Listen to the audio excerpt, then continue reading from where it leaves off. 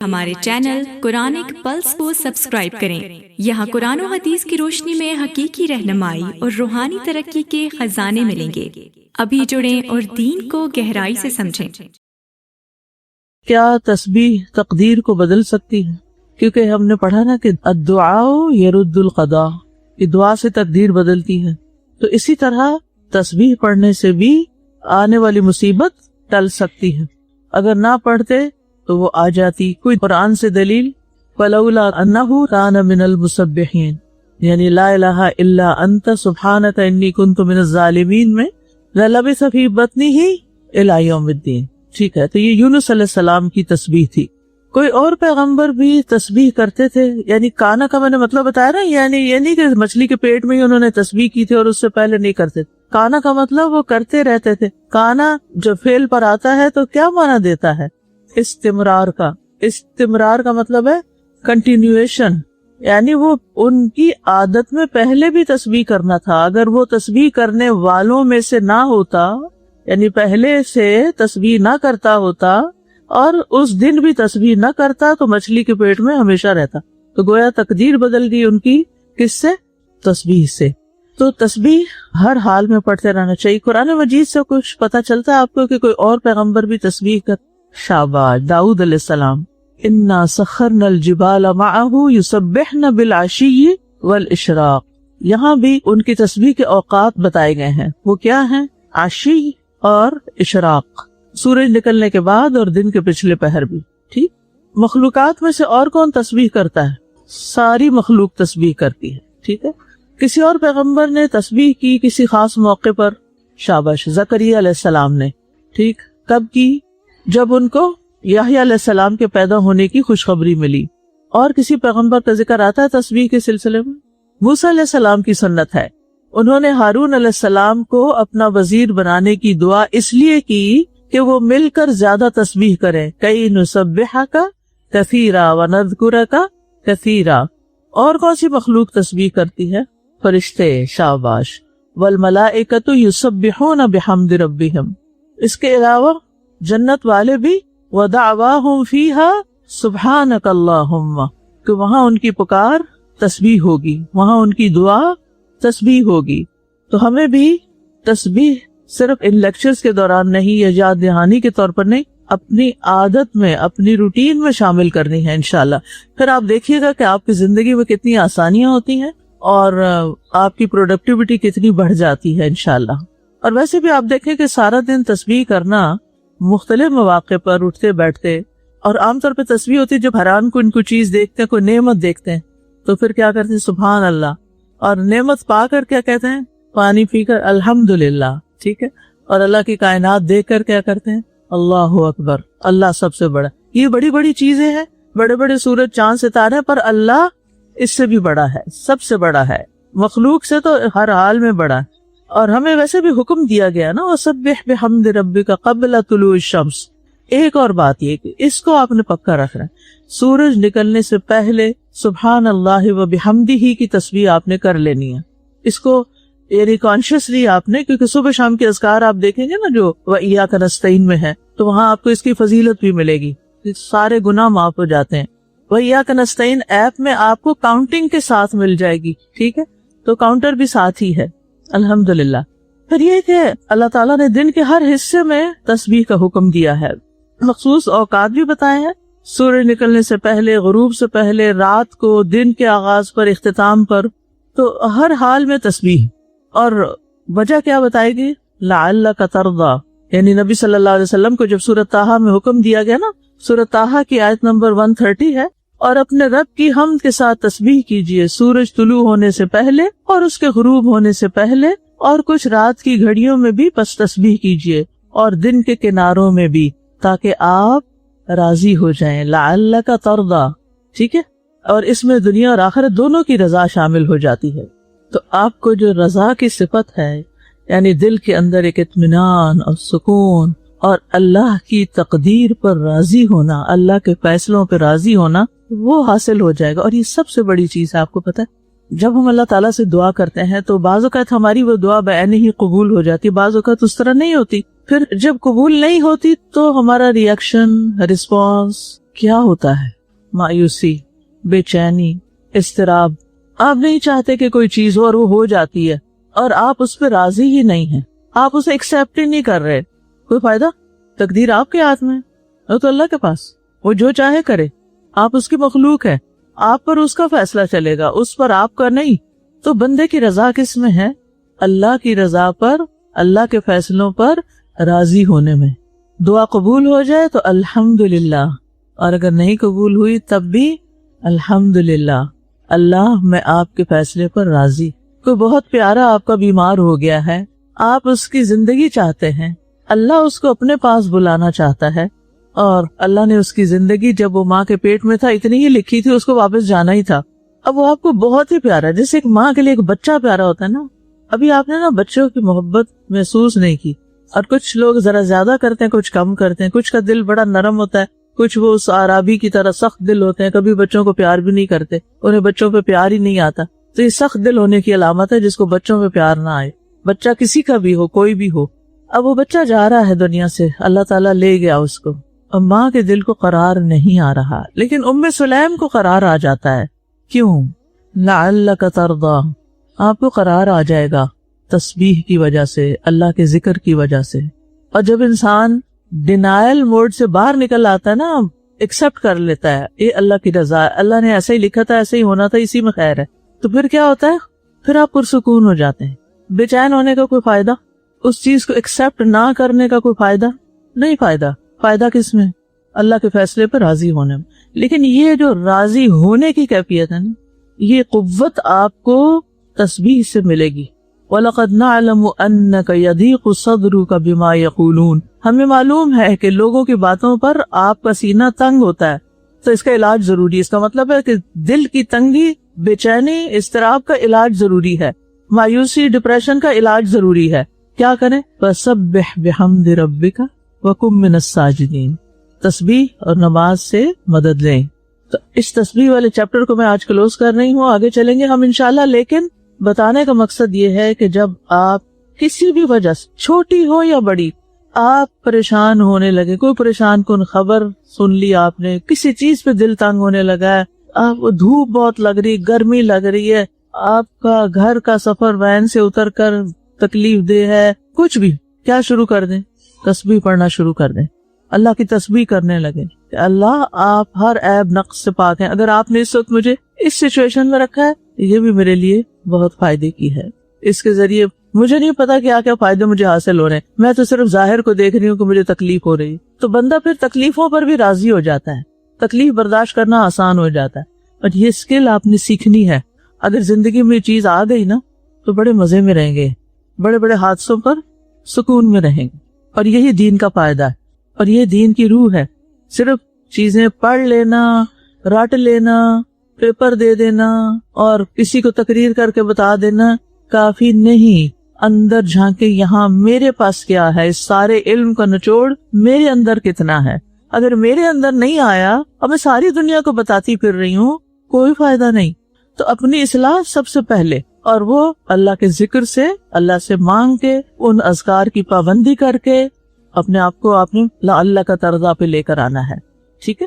تو اللہ تعالیٰ نے دل کی تنگی, غم, پریشانی کا علاج تسبیح میں بتایا ہے. لیکن ہم نے کتنے ہی مواقع ضائع کر دیے جب ہمیں فائدہ ہو سکتا تھا اور ہم نے فائدہ نہیں اٹھایا. اللہ تعالیٰ نے مومن بندیوں کی صفت یہ بیان کرتے ہیں, وَالذَّاكِرِينَ اللَّهَ كَثِيرًا وَالذَّاكِرَاتِ. ٹھیک ہے, آج ہم کچھ اور تسبیحات پڑھیں گے. یہ بھی بے چینی کا, پریشانی کا علاج ہے. کانٹیکسٹ کیا ہے؟ ہم نے شروع میں پڑھا تھا کہ جب بیماری ڈائگنوز ہو جائے, کسی کو پتا چلے جی کینسر ہے, اور کینسر بھی 4th گریڈ پہ ہے, یا کچھ اور اس طرح کا خوفناک, یا کہ آپ کو ہارٹ ڈیزیز ہو گئی ہے, یا شوگر ٹیسٹ کرائی اور آپ کہتے تھے مجھے تو کوئی شوگر نہیں, اور ٹیسٹ کرائی تو پتا چلا ٹھیک ٹھاک بیمار ہو چکے ہیں آپ. اب یہ خبر آپ پر کیا بن کے گرتی ہے؟ بجلی بن کے. اب اس کا مقابلہ کیسے کرنا ہے؟ اللہ کی طرف رغبت کرنا ہے. تسبیح کے علاوہ اور کون سے کلمات ہیں جو مددگار ہیں؟ انشاءاللہ ہم ان کی طرف پڑھیں گے. اللہ کے سوا کوئی معبود برحق نہیں, بہت عزت والا, بہت بردبار ہے, وہ پاک ہے, اور اللہ بہت بابرکت ہے, عرش عظیم کا رب ہے, اور سب تعریف اللہ رب العالمین کے لیے ہے. مسند احمد کی روایت ہے, علی ابن ابی طالب رضی اللہ عنہ فرماتے ہیں کہ رسول اللہ صلی اللہ علیہ وسلم نے مجھے یہ کلمات سکھائے اور مجھے حکم دیا کہ جب مجھ پر کوئی مصیبت یا سختی نازل ہو تو میں یہ کلمات کہوں۔ آپ نے حضرت علی رضی اللہ عنہ کو خاص طور پر یہ سکھائے، کس موقع پہ پڑھنے کے لیے؟ کسی بھی مصیبت یا سختی کے موقع پر۔ لا الہ الا اللہ الکریم الحلیم سبحانہ و تبارک اللہ رب العرش العظیم والحمد للہ رب العالمین۔ اللہ کے سوا کوئی الہ نہیں جو بہت بلند، بہت عظیم ہے، اس کے سوا کوئی معبود برحق نہیں، بہت بردبار، بہت عزت والا ہے، اللہ پاک ہے، عرش عظیم کا رب ہے، اور سب تعریف اللہ رب العالمین کے لیے ہے۔ حضرت علی کہتے ہیں ایک مرتبہ رسول اللہ صلی اللہ علیہ وسلم نے فرمایا، کیا میں تمہیں ایسے کلمات نہ سکھا دوں کہ جب تم انہیں زبان سے ادا کر لو تو تمہارے گناہ معاف کر دیے جائیں، حالانکہ تمہارے گناہ معاف ہو چکے۔ یہ کلمات کہہ لیا کرو، اور آپ نے یہ دعا سکھائی۔ اس کے الفاظ بھی اوپر کے الفاظ سے ملتے جلتے ہیں۔ یہ صحیح بخاری کی روایت ہے، اللہ کے سوا کوئی الہ نہیں جو سب سے عظیم ہے، بہت بردبار ہے، اللہ کے سوا کوئی الہ نہیں جو عرش عظیم کا رب ہے، اللہ کے سوا کوئی الہ نہیں جو آسمانوں کا رب، زمین کا رب اور عرش کریم کا رب ہے۔ ان تینوں کلمات میں الفاظ ملتے جلتے ہیں، لیکن ان میں سب سے زیادہ اوتھینٹک بخاری کی روایت ہے۔ آپ چاہیں تو تینوں پڑھیں معمول میں، اور چاہیں تو کرب، پریشانی، تکلیف کے وقت، سختی کے وقت بخاری کا ورژن زبانی یاد کر کے اس کو پڑھ لیں۔ ان دونوں آپشنز ہیں۔ ابن عباس رضی اللہ عنہما سے روایت ہے کہ رسول اللہ صلی اللہ علیہ وسلم پریشانی کی حالت میں یہ دعا پڑھتے تھے، یہ آپ کا اپنا معمول تھا۔ لا الہ الا اللہ العظیم الحلیم، لا الہ الا اللہ رب العرش العظیم، لا الہ الا اللہ رب السماوات و رب الارض و رب العرش الکریم۔ تو گویا کسی بھی پریشانی اور مصیبت کے وقت اگر یہ ذکر کیا جائے تو اللہ تعالیٰ اس مصیبت سے نجات دیتے ہیں۔ آپ کے پیٹ میں درد شروع ہو گئے، کریمپس پڑ رہے ہیں، سر میں درد ہو رہی ہے، کوئی اور بیماری آ گئی، آپ کا ہاتھ کچن میں کام کرتے ہوئے جل گیا اور شدید تکلیف ہو رہی اور کام بھی کرنا ہے، یا اتنی زیادہ بارش ہو گئی ہے کہ چھت ٹپکنے لگ گئی ہے، یا راستے میں کہیں سٹک ہو گئے ہیں، گاڑیاں بند ہو گئی ہیں، پانی اوپر چڑھنا شروع ہو گیا، یا اچانک کہیں آپ نے ہٹ کر دیا یا کسی نے آپ کو ہٹ کر دیا، کسی جگہ جا کے سٹک ہو گئے، ایئرپورٹ پہ سٹک ہو گئے، کہیں بھی بیماری اور تکلیف اور پریشانی اور بے چینی کی کئی صورتیں ہوتی ہیں نا۔ یہ تو میں نے صرف چند سیناریو آپ کو بتائے۔ پیپر ہونے والا ہے اور آپ بار بار ہائے آج میرا پیپر ہے، دعا کرے پیپر اچھا ہو جائے، اماں کو پریشان کیا، ابا کو کیا ہوا، ہر راہ چلتے بندے کو کیا ہوا ہے، کیا ہے بھائی، کیوں لوٹ پوٹ ہو رہے ہیں؟ کچھ لوگ زیادہ حساس ہوتے ہیں، کچھ لوگ پرواہ نہیں کرتے، وہ جا کے سو جاتے ہیں اور پھر اٹھ کے بیٹھ جاتے ہیں لکھنے پڑھنے، اور جو انہوں نے پڑھا ہوتا ہے نا وہ سونے سے وہ سارا ریٹین ہو جاتا ہے میموری میں، پھر پیپر آسان ہو جاتا ہے۔ اور جو زیادہ بے چین ہوتے ہیں اور لکھتے وقت بھی بے چین رہتے ہیں، پھر ان کے لیے مشکل پیدا ہو جاتی ہے۔ اب آپ دیکھیے کہ اس دعا میں کوئی سوال نہیں کیا گیا، صرف ذکر کیا گیا اور اللہ تعالیٰ کی شان اور اللہ تعالیٰ کے عظمت کا ذکر ہے کہ وہ رب ہے، وہ کیسا رب ہے، اس کی ربوبیت الوہیت کا ذکر ہے، اس کی صفات کا ذکر ہے۔ الہ میں اس کی توحید الوہیت ہے، رب میں ربوبیت ہے، العظیم، الحلیم، العلی، الکریم میں اس کے اسماء و صفات ہیں، اور اس میں اللہ تعالیٰ کے عرش کی بھی دو صفات آئی ہیں، کریم اور عظیم، یعنی وہ عظیم ہے کہ بہت بڑا ہے، اور کریم ہے کہ جو بہت خوبصورت بھی ہے۔ کریم حسین و جمیل کے لیے بھی آتا ہے، یعنی اس کے سائز، اس کا رنگ، اس کی شیپ، وہ سب بھی کچھ خوبصورت ہے، وہ بہت معزز بھی ہے، ساری مخلوقات کی چھت ہے۔ تو اس کا واسطہ دے کے بات کی جا رہی ہے، اور بس مانگا کچھ بھی نہیں، کیونکہ اللہ کو پتا ہے کہ آپ کو کیا چاہیے، آپ صرف اس کا ذکر کر رہے ہیں، کیونکہ جب آپ اللہ تعالیٰ کی تعریف شروع کر دیتے ہیں تو اللہ تعالیٰ آپ کو مانگنے والوں سے بھی زیادہ بہتر عطا کرتا ہے، زیادہ اچھا ملتا ہے۔ دو طرح کے رویے ہوتے ہیں نا، پہلے بھی میں نے یہ بات ذکر کی تھی۔ ایک یہ کہ آپ کسی سے کہ مجھے یہ چاہیے، مجھے یہ دے دو، مجھے وہ دے دو، مجھے وہ دے دو، یہ چیز دوسرے کو کیا کرتی ہے، افینڈ کرتی ہے۔ اگر اللہ تعالیٰ کو یہ بھی پسند ہے کہ آپ مانگیں، اللہ کو مانگنا ہمارا پسند ہے، جو کہ ہم کم مانگتے ہیں، اور لوگوں کو پسند نہیں اور زیادہ مانگتے ہیں ہم ان سے۔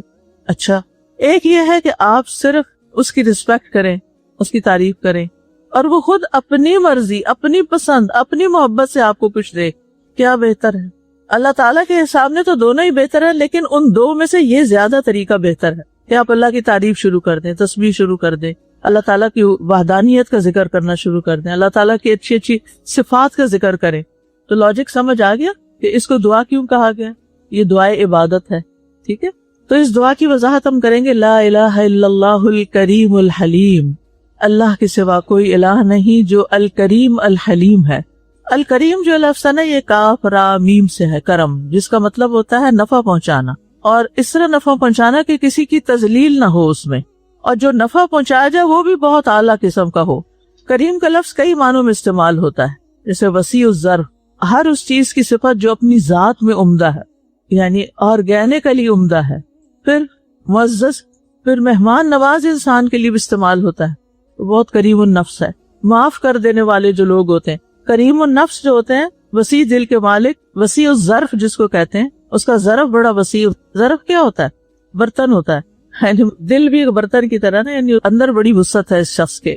اسی طرح قیمتی چیز کے لیے بھی استعمال ہوتا ہے, مہربان کے معنوں میں بھی استعمال ہوتا ہے.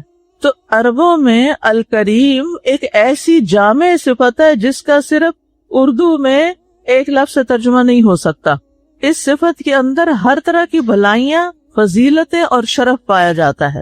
ٹھیک ہے, جب آپ کسی چیز کو کریم کہہ دیتے ہیں تو اس کا مطلب ہے کہ اس کے اندر ہر طرح کی خیر ہے. قرآن مجید میں مومنوں کی یہ صفت بیان کی گئی ہے. وَإِذَا مَرُّوا بِاللَّغْوِ مَرُّوا كِرَامًا, اور جب وہ بےہودہ کام کے پاس سے گزرتے ہیں تو شرافت سے گزر جاتے ہیں, اس میں نہیں پڑتے. بےہودہ فضول بیکار چیزوں میں, لغو میں, لہو میں, غیر ضروری چیزوں میں مومن ایسے نہیں ہوتے. وہ اپنے آپ کو بچا کے رکھتے ہیں, اس سے ان کی عزت بچی رہتی ہے. جو شخص بیکار کی چیزوں میں پڑ جاتا ہے نا, فضول چیزوں میں, تو پھر کیا ہوتا ہے اس کے ساتھ؟ پھر اس کو فضول چیزوں میں گھسیٹا جاتا ہے. آپ جیسے لوگوں کے پاس بیٹھیں گے, جن کے ساتھ زیادہ رہیں گے, آپ ویسے ہی بن جائیں گے. اہل جنت کو جو رزق دیا جائے گا اس کی بھی قرآن مجید میں جو صفت بیان ہوئی ہے وہ کیا ہے؟ لہم درجات عند ربہم ومغفرۃ ورزق کریم. بنی آدم کو اللہ نے عزت دی ہے, وَلَقَدْ كَرَّمْنَا بنی آدم. تو عزت کا معیار ہمارا کوئی ذاتی کمال نہیں, بلکہ اللہ نے عزت بخشی. عزت اللہ کے ہاتھ میں, اور وہ کس کو سب سے زیادہ دیتا ہے؟ جس کے اندر تقوی ہوتا ہے. ان اکرمکم عند اللہ اتقاکم. ابھی تو یہ کامن میننگ اس کے میں بتا رہی تھی کہاں کہاں استعمال ہوتا ہے, لیکن جب اللہ تعالیٰ کے لیے صفت الکریم استعمال ہوتی ہے تو اس کا مطلب ہے وہ بڑا سخی اور فیاض, جس کی بخشش اور عطا کا سلسلہ کبھی ختم ہونے والا ہی نہیں, کبھی رکتا ہی نہیں. بندوں کا حال تو یہ ہے نا, 4 دن آپ کے ساتھ اچھا کریں گے تو 5ویں دن عاجز ہوں گے کہ نہیں آج کچھ کر سکتے. لیکن اللہ سبحانہ تعالیٰ کی عطا کا سلسلہ ختم ہی نہیں ہوتا. کریم وہ ہے جو قادر ہو کر معاف کر دیتا ہے, جو وعدے کرتا ہے پورا کرتا ہے, دیتا ہے تو امید سے زیادہ دیتا ہے, اور کوئی اس سے مانگے تو اس کی التجا کو رد نہیں کرتا. اور جب یہ یقین ہو جاتا ہے نا ہمارے اندر کہ ہمارا رب الکریم ہے, یہ ساری باتیں ہمیں یاد ہوں, تو پھر اس سے کتنی ہوپ آ جاتی ہے نا اندر. نبی صلی اللہ علیہ وسلم نے فرمایا, بے شک تمہارا رب بہت باحیا اور کریم ہے. جب اس کا بندہ اس کے سامنے اپنے دونوں ہاتھ اٹھاتا ہے تو اسے خالی ہاتھ لوٹاتے ہوئے اپنے بندے سے شرم آتی ہے. اللہ تعالیٰ اسے خالی نہیں چھوڑتا, کچھ نہ کچھ عطا کرتا ہے, فوری طور پر یا لیٹر آن. دوسری صفت کون سی یہاں بیان کی گئی؟ الحلیم. حلیم کا لفظی معنی ہوتا ہے بردباری کرنے والا, تحمل والا, غیظ و غضب کے وقت اپنے نفس کو روک لینے والا, وہ شخصیت جس میں جلد بازی نہ ہو. حلیم کون ہوتا ہے؟ جس میں جلد بازی نہیں ہوتی, جس میں تحمل ہوتا ہے, جس میں سننے کا حوصلہ ہوتا ہے, کسی بھی عمل کے مقابلے میں فوری ری ایکشن نہیں کرتا, ساری بات سن لیتا ہے اور پھر اس کے بعد اپنا اوپینین دیتا ہے, فوری طور پر ری ایکٹ نہیں کرتا. تو ایسی شخصیت جو جلد بازی سے کام خراب نہ کر دے, جس سے اپنے اعصاب پر قابو ہو, جو فوری رد عمل سے اپنے آپ کو روک لے, ٹھنڈے دماغ سے فیصلہ کرے, وہ جو جذبات سے مغلوب نہ ہو. ٹھیک ہے, اس پر اپنے آپ کو پرکھیں. ہم ہے ہمارے اندر یہ کوالٹیز؟ نہیں ہے ہمارے اندر, کیونکہ ہم نے یہ سیکھی ہی نہیں, ہم نے ان کا فائدہ ہی نہیں جانا, ہمیں یہ پتہ ہی نہیں کہ اللہ تعالیٰ کو یہ کتنی پسند ہے. یہ وہ صفات ہیں جو اللہ تعالیٰ نے اپنے لیے پسند کی ہیں اور اپنا نام الحلیم بتایا ہے. تو لا الہ الا اللہ الکریم الحلیم. اللہ تعالیٰ کی یہ صفت انسانوں کے حق میں بڑی نعمت ہے. اگر اللہ تعالیٰ الحلیم نہ ہوتا تو کیا ہوتا؟ سب کچھ ٹھپ ہو چکا ہوتا، سب ختم ہو چکے ہوتے. بندوں کی حرکتوں پہ اگر وہ فوری پکڑتا، ہمارے گناہوں کی وجہ سے اگر ہمیں فوراً پکڑتا تو پھر کیا ہوتا؟ ہم ہلاک ہو چکے ہوتے، زمین و آسمان پھٹ چکے ہوتے، قیامت آ چکی ہوتی. تو اللہ تعالیٰ بندوں کو مہلت دیتے رہتے ہیں، مواقع دیتے رہتے ہیں. قرآن مجید میں یہ صفت کسی پیغمبر کے لیے بھی استعمال ہوئی. وہ کون؟ ابراہیم علیہ السلام. یس. اسی طرح اور شعیب علیہ السلام، اسماعیل علیہ السلام، ان کے اندر یہ صفت تھی. صحابہ میں سے بھی تھی. وہ ایک تھے نا اشج جن کا نام تھا، تو ان کے اندر بھی یہ صفت تھی. تو نبی صلی اللہ علیہ وسلم نے ان کو اس پر اپریشیٹ بھی کیا تھا. ٹھیک ہے، کیونکہ جس شخص کے اندر حلم نہیں ہوتا نا، وہ بہت جلدی غصے میں آ جاتا ہے، چڑچڑا ہوتا ہے، بد مزاج ہوتا ہے، اس میں برداشت نہیں ہوتی، اور پھر وہ ساری یہ حرکتیں کر چکتا ہے تو پھر ڈپریشن اور مایوسی میں چلا جاتا ہے. اسی صفت کے نہ ہونے کی وجہ سے شادیاں ناکام ہو جاتی ہیں، گھر اجڑ جاتے ہیں، خاندان فساد کا شکار ہو جاتے ہیں، ریاستیں انتشار کا شکار ہو جاتی ہیں.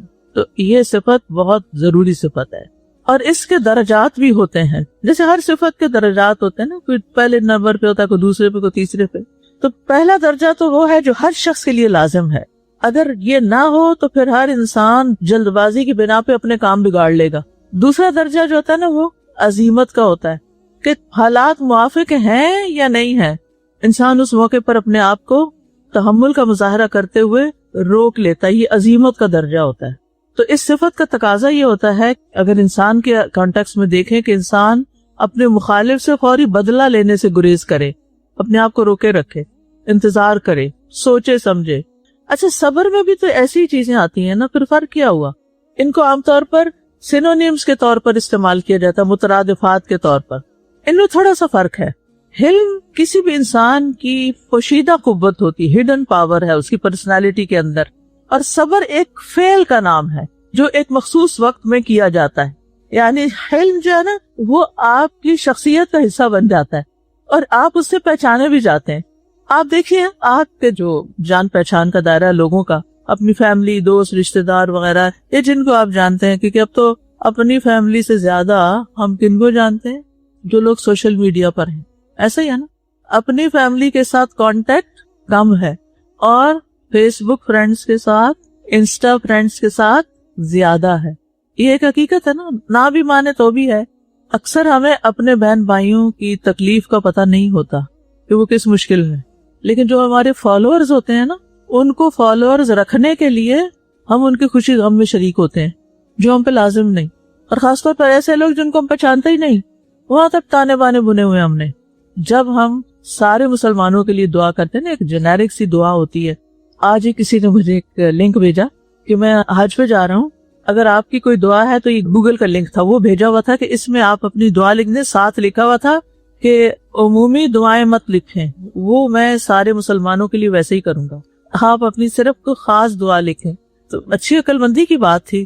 ہم عام طور پہ کہتے ہیں میری ہیلتھ کے لیے دعا کرنا، میرے بچے کے لیے دعا کرنا، فلاں فلاں جنرل سی دعائیں کرتے ہیں. لیکن ایک ہے جو آپ کی زندگی میں کوئی ڈریم ہے، کوئی وش ہے، کوئی کچھ کرنا چاہتے ہیں آپ، اور آپ کے اندر ایک تڑپ ہے اور لگن اور آگ لگی ہوئی ہے کہ آپ کا ہو جائے. لیکن ہم کیا کرتے ہیں؟ سارا کچھ کرتے ہیں، دعا نہیں کرتے. یہ اس کے لیے کسی کو دعا نہیں کہتے. اگر آپ دیکھیں نا، عمومی طور پر کہ لوگ آپ کو کس کام کے لیے دعا کرنے کے لیے کہتے ہیں، تو وہ یہی چیزیں ہوتی ہیں عام طور پر. تو جب ہم ربنا آتنا فی الدنیا حسنہ اور اہدنا الصراط المستقیم، یہ سے ہدایت دے ہم سب کو، تو یہ سب کیا ہے؟ سب کے لیے، سنگولر کا صیغہ نہیں ہے، پلورل ہے. بہرحال تو اب یہ ہے کہ صبر اور حلم میں تھوڑا سا فرق ہے. صبر فعل ہے اور حلم شخصیت کا حصہ ہے. تو تحمل اور بردباری پیدا کرنے کے لیے ہمیں کیا کرنا چاہیے؟ سب سے پہلے اپنی سوچ کو درست کرنا چاہیے، چیزوں کو صحیح اینگل سے دیکھنا چاہیے. بے چینی کب پیدا ہوتی ہے؟ جب ہم رائی کا پہاڑ بناتے ہیں، ذرا سے کوئی درد ہو رہی، ہائے ہائے ہائے ہائے، اتنا بڑا بنا کے پیش کرتے ہیں دوسروں کی توجہ لینے کے لیے. مسئلہ اتنا بڑا ہوتا نہیں. تو یہ تحمل کے خلاف ہے. پیر ہو رہی ہے، ابھی ذرا برداشت کر لیں، فوری اٹھ کے گولی نہیں کھائیں. کیا پتا تھوڑی دیر میں آپ کو اپنے اوپر دم شم کریں اور اس سے ہی معاملہ ٹھیک ہو جائے اور زہر نہ انڈیلنا پڑے اپنے اندر، جس کو بےچارا لیور لگا رہے گا صاف کرنے، اور ابھی پہلا صاف نہیں ہوگا کہ ایک اور انڈیل لیں گے ہم. یہ جلد بازی کی وجہ سے ہے نا یہ چیزیں. تو بہرحال تحمل کے لیے سب سے پہلے اپنی سوچ درست کرنی ہوگی. پازیٹیو تھنکنگ لانی ہوگی اپنے اندر. ہر چیز کو ایک اچھے رخ سے دیکھنا ہوگا. اللہ کے فیصلوں کو خیر کی نظر سے دیکھنا ہوگا. اللہ کے بارے میں گمان اچھا, مومنوں کے بارے میں گمان اچھا. اور پھر آپ دیکھیے تحمل جو ہے چونکہ شخصیت کا حصہ ہوتا ہے نا, تو شخصیت جو ہوتی ہے وہ کن چیزوں سے مل کے بنتی ہے؟ لباس سے. کیونکہ آج کل تو لوگ اپنی شخصیت کا اظہار کس سے کرتے ہیں؟ اب ایسے ایک لحاظ سے لباس سے پہچان تو ہوتی ہے, اس کا تعلق غذا سے بھی ہے. بعض غذائیں جب آپ کنٹینیوسلی کھاتے ہیں, جیسے بچے شوگر بہت کھاتے رہتے ہیں, تو وہ کیا متحمل مزاج بن جاتے ہیں؟ نہیں. شوگر بچوں کو کیا کرتی ہے؟ ہائپر کرتی ہے. اور بڑے بھی اگر زیادہ شوگری چیزیں لے لیں تو کیا ہوتے ہیں؟ ہائپر ہو جاتے ہیں. لہذا تحمل پیدا کرنا ہے تو ذرا اپنے غذا کی روٹین کو ضرور چیک کریں. پھر اسی طرح جب منفی خیالات آئیں یا کوئی بھی چیز ناپسندیدہ سامنے آئے تو فوری منفی رد عمل سے گریز کریں, اپنے اندر قوت پیدا کریں کہ فوری ریاکٹ نہیں کرنا. پھر اس کے لیے اللہ پہ بھروسہ ہونا اور توکل ہونا بڑا ضروری ہے کہ اللہ ہے نا, ٹھیک ہو جائے گا معاملہ, اتنی گھبرانے کی کیا ضرورت ہے.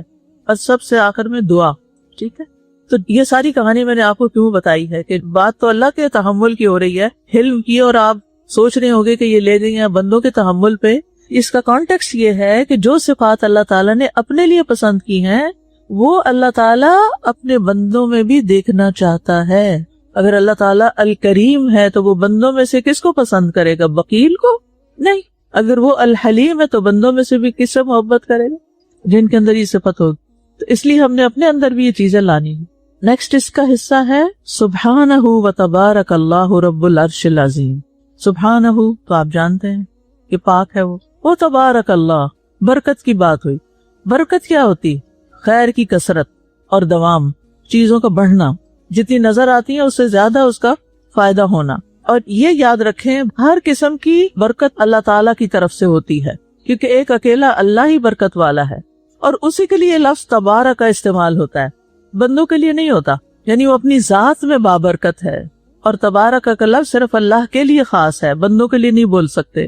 اور برکت اللہ تعالیٰ کا ایسا فضل ہوتا ہے جو ایسی جگہ سے آتا ہے جہاں سے انسان سوچ بھی نہیں سکتا.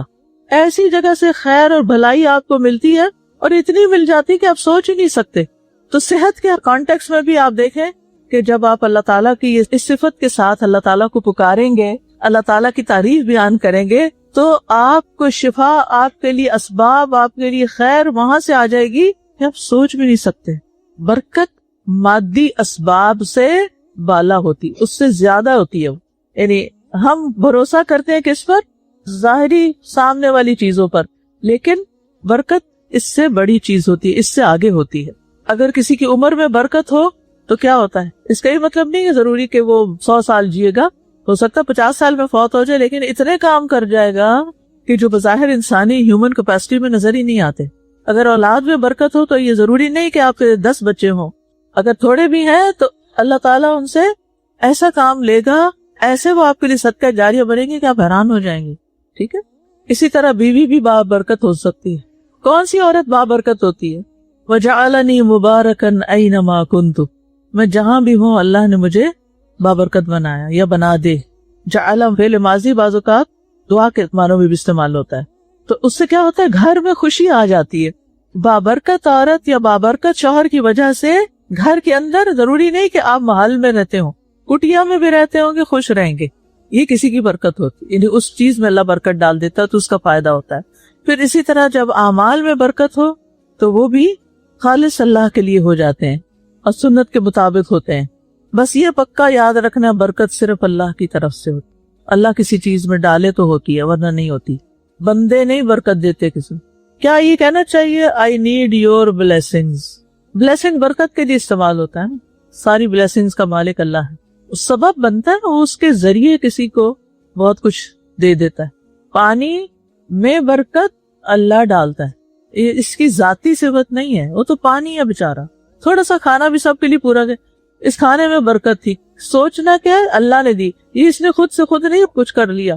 اسی طرح انسان بھی, ان کے ہاتھ میں کچھ نہیں, سب کچھ صرف اللہ کے ہاتھ میں ہے. آگے ہے رب العرش العظیم. عرش کس کو کہتے ہیں؟ بادشاہ کا تخت. یس, قرآن مجید میں لفظ آتا ہے کس کانٹیکس میں؟ ملکہ سبا کے. کیا ہے آیت؟ إني وجدت امرأة تملكهم وأوتيت من كل شيء ولها عرش عظيم. تو قرآن میں ملکہ سبا کے تخت کی صفت بیان کی گئی کہ وہ بہت بڑا ہے. سلیمان علیہ السلام بھی بادشاہ تھے، لیکن جو اللہ والے بادشاہ ہوتے ہیں یا اللہ سے ڈرتے ہیں، یا جو بندے بھی جب حکومت اور اقتدار میں آتے ہیں تو وہ کس چیز سے پرہیز کرتے ہیں؟ بہت آن بان شان سے. جو اللہ والے ہوتے ہیں نا، ان اللہ سے ڈرتے ہیں، جن کے اندر تقویٰ ہوتا ہے، ان کو یہ یقین ہوتا ہے کہ اگر ہم اللہ سے ڈرتے رہے تو اللہ تعالیٰ اس تقویٰ کی بنا پر ہمیں عزت عطا کرے گا. ان اکرمکم عند اللہ اتقاکم. ان کے لیے عزت حاصل کرنے کا معیار کیا ہوتا ہے؟ تقویٰ ہوتا ہے. لہٰذا ان کی ساری توجہ تقویٰ کی طرف چلی جاتی ہے. اور جو ظاہری اسباب اور وسائل کو اپنی شان و شوکت اور عزت کا سبب بناتے ہیں، ان کی توجہ کس پہ ہو جاتی؟ ظاہری چیزوں پر، نمود و نمائش پر. جیسے قارون نے کیا، جب مال ملا تو کیا کیا؟ نمائش. نتیجہ کیا نکلا؟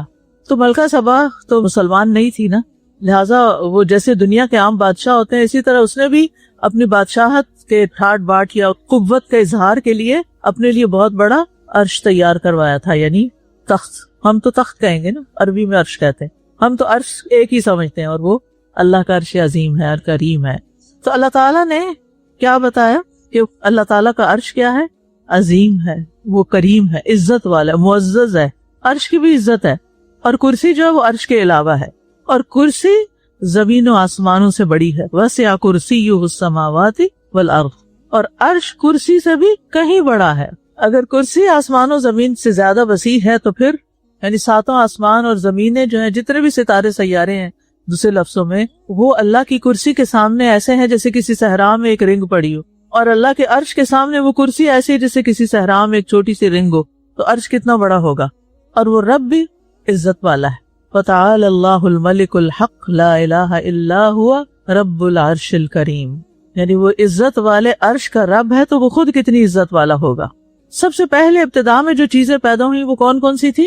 ان چیزوں کو اللہ نے اپنے ہاتھ سے بنایا. قلم، عرش، آدم.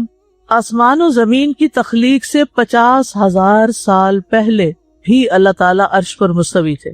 رسول اللہ صلی اللہ علیہ وسلم نے فرمایا اللہ تعالیٰ نے آسمانوں اور زمین کو پیدا کرنے سے 50,000 سال پہلے مخلوقات کی تقدیریں لکھ دی تھی. یعنی قلم بن گیا تھا، لکھی گئی تھی، اور اس کا عرش پانی پر تھا. نہیں ابھی کوئی وجود میں نہیں ہے. مثلا یہ اس وقت جہاں ہم بیٹھے ہیں نا، اس کا علم اللہ تعالیٰ کو ابھی نہیں کہ اب ہم نے کیا تو اب ہو رہا ہے. یہ کب سے تھا؟ دنیا بننے سے بھی 50,000 سال پہلے، بلکہ ہمیشہ سے ہی. عرش کی مقدار کو اللہ کے سوا کوئی نہیں جانتا. یہ جو 7 آسمان ہے نا، 7 آسمانوں پر پانی ہے اور پانی کے اوپر عرش ہے. وَكَانَ عَرْشُهُ عَلَى الْمَاءِ. اور 7ویں آسمان اور عرش کے درمیان 70,000 حجاب ہیں. ٹھیک ہے، 7ویں آسمان کے اوپر کیا ہے؟ پانی، اور پانی سے اوپر عرش، اور عرش اور 7ویں آسمان کے بیچ میں 70,000 حجاب ہیں. ان کی کیا کیفیت ہے اللہ تعالیٰ کو پتا ہے. مجاہد کہتے ہیں وَقَرَّبْنَاهُ نَجِيًّا. موسیٰ علیہ السلام سے اللہ تعالیٰ نے قریب کر کے ان کو سرگوشیاں کی. اس کے بارے میں وہ کہتے ہیں، ان کی تفسیر ہے کہ 7ویں آسمان اور عرش کے درمیان 70,000 پردے ہیں، اور اللہ موسیٰ علیہ السلام کو قریب کرتے رہے یہاں تک کہ ان کے درمیان ایک پردہ رہ گیا. جب انہوں نے اس جگہ کو دیکھا اور لوح محفوظ پر لکھنے والے فرشتوں کے قلم کی آواز سنی تو کہا رب ارنی انظر الیک. اے رب مجھے دکھا کہ میں تجھے دیکھوں. اپنے شوق کا اظہار کیا. اللہ تعالیٰ زمین پر نہیں ہے، نہ کسی اور سیارے پر ہیں. کہاں ہیں؟ عرش پر. کیا بیٹھے ہیں یا کھڑے ہیں؟ مستوی ہیں، بلند ہیں. ہمیں نہیں پتا کیفیت، اور سوچیں بھی نہ کہ وہ بیٹھے ہیں وہاں. ٹھیک، کیونکہ وہ مخلوق نہیں ہے، وہ خالق ہے. تو بہرحال ساری مخلوقات کی چھت ہے. جنت الفردوس کی بھی چھت ہے یہ جو عرش ہے نا. اور جنت الفردوس سب سے اعلیٰ جنت ہے. تو جب انہوں نے کہا نا حضرت آسیہ نے رب ابن لی عندک بیتا فی الجنہ، تو اصل میں تو قرب چاہتی تھی. اور آخر میں ہے والحمد للہ رب العالمین. سب تعریف اللہ کے لیے. اللہ تعالیٰ ہم سے اپنی تعریف کیوں کروانا چاہتا ہے؟ اللہ کیوں چاہتا ہے کہ ہم اس کی بڑائی بیان کریں؟ اللہ کیوں چاہتا ہے کہ ہم اس کی عبادت کریں؟ اس کا کوئی فائدہ ہے اس کو کوئی فائدہ نہیں. اچھا، تعریف ایک پازیٹیو ورڈ ہے یا نیگیٹو؟ جب ہم پازیٹیو ورڈ دہرائیں گے تعریف کی بات کریں گے تو ہمارے اندر کے خیالات بھی پازیٹیو ہو جائیں گے. ٹھیک ہے، اللہ تعالیٰ کو اس کا کوئی فائدہ نہیں، لیکن اللہ تعالیٰ اس کا حقدار ضرور ہے. کیونکہ اس کے اندر یہ ساری خوبیاں جن کی بنا پہ اس کی تعریف ہوتی ہے، جو اچھے اچھے نام ہیں، اس کی صفات ہیں، یہ ہمیشہ کے لیے ہیں، کبھی کم ہوئی نہیں، ختم ہوئی نہیں. بندوں کے اندر اگر کوئی صفت آتی بھی ہے نا، یہ کبھی نہیں ہو سکتا اگر ایک شخص جس کو آپ حلیم سمجھتے ہو کبھی غصے میں نہ آئے، یہ نہیں ہوگا، آ جائے گا وہ. یعنی صفات ہوتے ہوئے بھی گر پڑتا ہے، کچھ نہ کچھ اس کو مسئلہ رہتا ہے، لیکن اس کی شخصیت میں غالب پہلو حلم کا ہوتا ہے. تو جب ہم کہتے ہیں نا ساری تعریفیں اللہ رب العالمین کے لیے ہیں، تو پھر اس کا مطلب یہ ہے کہ ہمارے اندر تکبر اور خود پسندی اور ایگو ان کی نفی ہوتی جاتی ہے، کیونکہ ان چیزوں کی غذا کیا ہے؟ تعریف پسند کرنا، اپنے لیے تعریف پسند کرنا، بس لوگ میری تعریف کرتے رہیں. اچھا جب کوئی تعریف کرتا ہے تو لوگ کیا کہتے ہیں؟ تھینک یو، ایسے کہتے ہیں نا، آپ کا دوپٹہ بڑا خوبصورت ہے، تھینک یو، آپ نے بنایا تھا، صرف آپ نے اوڑھا ہے، ٹھیک ہے، سارا کچھ تو پیچھے کہیں اور سے آ رہا ہے، ہو سکتا ہے آپ نے خود خریدا بھی نہ ہو، آپ کے ہسبینڈ یا پیرنٹس نے لا کے دیا ہو. تو ہم کس پر آپ کی تعریف مانگ رہے ہیں، چاہ رہے ہیں، یا ڈیمانڈ کر رہے ہیں، یا ایکسپیکٹ کر رہے ہیں، یا انتظار میں بیٹھے ہوئے ہیں؟ اور یہ جو اتنی زیادہ ایکسیسو قسم کی ڈیکوریشن، ایکسیسو قسم کی بیوٹیفیکیشن اور میک اپ اور کپڑے اور جیولری، ٹھیک ہے ایک حد تک بیوٹیفائی کرنا چاہیے آپ، لیکن جب حد سے بڑھ جاتی چیزیں، پیچھے نفسیات کیا ہے اس کے، کیا بٹورنا، صرف تعریف. اور جب انسان یہ سوچتا کہ ساری تعریف تو اللہ کے لیے، تو جب کوئی تعریف کرتا بھی ہے تو وہ کہتا ہے الحمدللہ. مومن کا رسپانس کیا ہوتا ہے؟ الحمدللہ. کوئی آپ کو کہے کہ آپ بہت کیوٹ ہیں تو آپ کیا کہیں گے؟ Thank you? نہیں، میں نے اپنے آپ کو خود تو نہیں بنایا. کیا ہے؟ الحمدللہ. سب تعریف اللہ کے لیے ہے، کیونکہ رب العالمین، سب کو اس نے پیدا کیا. جب ہم کہتے ہیں الحمدللہ رب العالمین، ساتھ کہتے ہیں تو ہم مان جاتے ہیں کہ سارے جہان، ہر چیز، سب کا خالق ہوا ہے اور مالک بھی وہی ہے اور اس کی تدبیر بھی وہی کر رہا ہے، تو تعریفیں بھی اسی کی ہیں. اچھا کچھ اور الفاظ بھی ہیں اس میں، جس میں لا الہ الا اللہ العظیم الحلیم. تو العظیم کون ہے؟ عظیم الشان، عظیم القدر. اللہ رب العالمین اپنی ذات میں، اپنی صفات میں، اپنے افعال میں کیا ہے؟ بڑا ہے. اب یہاں کمبینیشن عظیم اور حلیم کا ہے، دوسری جگہ کمبینیشن کس کا ہے؟ حلیم اور کریم کا، اور رب العرش الکریم کا. دوسری دعا میں آپ دیکھتے ہیں لا الہ الا اللہ رب العرش العظیم، لا الہ الا اللہ رب السماوات و رب الارض و رب العرش الکریم. تو یہ جو رب کی صفات بیان ہوتی ہیں نا، تعریف کے کلمات آپ ادا کرتے ہیں، ان کی تکرار سے کیا ہوتا ہے؟ غم ہلکے ہو جاتے ہیں. تو انشاءاللہ کل یہیں سے شروع کریں گے لا الہ الا اللہ رب العرش العظیم سے، پیچھے سے کنیکٹ کرتے ہوئے کہ ہم اللہ کی تعریف اتنی زیادہ کیوں کریں؟ تکلیف آئی ہے ہم پر اور ہم تعریف کریں؟ ہے نا عجیب بات. یعنی آپ کو بیماری آ گئی، آپ تو مصیبت میں پڑ گئے ہیں اور آپ کو کہا جا رہا ہے آپ تعریفیں کریں اللہ کی. دو طرح کے لوگ ہوتے ہیں نا، کچھ تکلیف میں کیا کرتے ہیں؟ اللہ کی تعریف کرتے ہیں اور وہ مومن بندے ہوتے ہیں، اور کچھ کیا کرتے ہیں؟ تکلیف میں اللہ سے ناراض ہو کے بیٹھ جاتے ہیں، گلے شکوے کرتے ہیں. کون اچھا ہے پھر ان دونوں میں سے؟ کس کا انجام بہتر ہے اور کس کا حال بھی بہتر ہو جائے گا؟ جو اللہ کی تعریف کرے گا. ٹھیک ہے، یعنی کچھ لوگ ہوتے ہیں ہر بات پہ ریئیکٹ کرتے ہیں. اس مصیبت سے باہر نکلنا ہے اس دعا کے ساتھ کہ اللہ مجھے حلم عطا کر، میں صرف ضروری جگہ پر اپنی انرجی استعمال کروں. ٹھیک ہے، کیونکہ اس سے انرجی ضائع ہوتی ہے نا، پھر بے حال ہو کے بیٹھ جاتے ہیں، کرنے کا کوئی کام نہیں کرتے. ابو موسیٰ رضی اللہ عنہ روایت کرتے ہیں نبی کریم صلی اللہ علیہ وسلم نے فرمایا، اس شخص کی مثال جو اپنے رب کو یاد کرتا ہے اور جو اپنے رب کو یاد نہیں کرتا، زندہ اور مردہ جیسے ہے. تو ذکر کو زندگی سے تشبیہ دی گئی، یعنی جس طرح انسان زندگی کے ساتھ خوبصورت ہوتا ہے، یعنی اس کا ظاہر خوبصورت ہوتا ہے جب زندہ ہوتا ہے، جب مر جاتا ہے تو آپ دیکھیے میت کیسی لگتی ہے. تو اسی طرح ذکر کے ساتھ انسان کا باطن روشن ہوتا ہے اور خوبصورت ہوتا ہے. ذکر جو ہے یعنی اللہ کی یاد جو ہے، اس کی کئی اقسام ہیں. قرآن، نماز، تسبیحات، علم کا سیکھنا سکھانا، یہ اس وقت ہم ذکر کی مجلس میں ہیں. پھر اسی طرح دوسروں کو امر بالمعروف کرنا، نہی عن المنکر کرنا. تو یہ جو ذکر ہے اس کی کسی بھی شکل میں، یہ اللہ تعالیٰ کے نزدیک ہر چیز سے بہتر عمل ہے. نبی صلی اللہ علیہ وسلم نے فرمایا، کیا میں تمہیں تمہارا بہترین عمل نہ بتاؤں جو تمہارے مالک کے نزدیک اچھا اور پاکیزہ ہے اور تمہارے درجات میں سب سے بلند ہے اور سونا چاندی کے خرچ کرنے سے بہتر اور اللہ کی راہ میں جہاد کرتے ہوئے تمہارے کفار کی گردنیں مارنے اور ان کے تمہاری گردنیں مارنے سے بھی افضل ہے. صحابہ نے عرض کیا کیوں نہیں؟ آپ نے فرمایا اللہ تعالیٰ کا ذکر، چاہے آپ نماز میں کر رہے ہیں، نوافل میں کر رہے ہیں، تلاوت قرآن کے ذریعے کر رہے ہیں، تعلیم قرآن کے ذریعے کر رہے ہیں، تسبیحات کے ذریعے کر رہے ہیں، درود شریف پڑھ رہے ہیں، کسی بھی طرح کھڑے بیٹھے لیٹے چلتے پھرتے، فارمل وے میں انفارمل وے میں، اونچے یعنی جہرن اور سرن، جس شکل میں بھی آپ اللہ کو یاد کرتے ہیں تو اس کی اتنی زیادہ فضیلت، بہت افضل عمل ہے۔ اور اس کے برعکس کیا ہوتا ہے؟ اللہ تعالیٰ سے غافل ہو جانا، بھول جانا، اور وہ عموماً کب ہوتا ہے؟ جب ہم دنیا میں خوب محو ہو جاتے ہیں۔ اسی طرح رسول اللہ صلی اللہ علیہ وسلم نے فرمایا بہترین عمل یہ ہے کہ جب تم دنیا سے رخصت ہو تو تمہاری زبان اللہ کے ذکر سے تر ہو، اور یہ اسی وقت ہو سکتا ہے جب ہمیں ہر حالت میں ذکر کرنے کی عادت ہو، یعنی ذکر جو ہی چھوٹے تو ہمیں کبھی سی محسوس ہونے لگے کہ کچھ رہ گیا ہے، کچھ چھٹ گیا میرے ہاتھ سے، کچھ نکل گیا ہے، کچھ کمی سی ہے، وہ خلا، وہ خالی پن فوراً محسوس کر لیں۔ ہم ذکر کرنے والے سب سے آگے آگے ہوں گے۔ رسول اللہ صلی اللہ علیہ وسلم نے فرمایا مفردون سبقت لے گئے۔ صحابہ نے پوچھا اللہ کے رسول مفردون کون ہے؟ آپ نے فرمایا اللہ کا بہت ذکر کرنے والے مرد اور ذکر کرنے والی عورتیں۔